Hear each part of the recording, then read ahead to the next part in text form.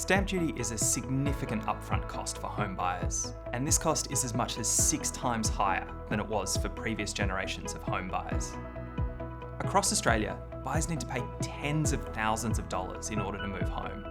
This is most acute in Sydney and Melbourne, where buyers are looking at paying more than $40,000 to buy a median-priced home. This cost is equivalent to 6 months of average full-time after-tax income. And that's not just saving part of that income, that's the entire income. Even in lower taxing states like Queensland or Western Australia, stamp duty is equivalent to at least a couple months' worth of income. It wasn't always this way. Buyers today pay far more stamp duty than was the case for previous generations of home buyers. A home buyer in Sydney today pays stamp duty equivalent to 6 months of income for a median-priced home. In the early 1980s, stamp duty for that same home was equivalent to just 1 month of income. Put another way, buyers today pay 5.4 times as much stamp duty relative to their income as a buyer 4 decades ago. The increase is even starker in Melbourne.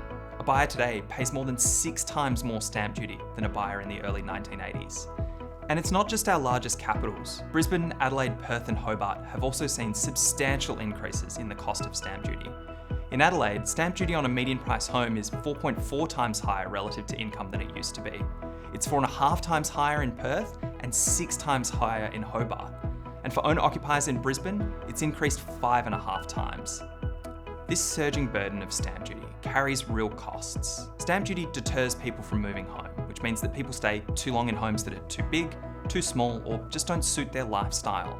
And that means our housing market doesn't work as well as it could. As a result, there are real benefits from reforming stamp duty, and so it's high time that we looked at opportunities for doing so.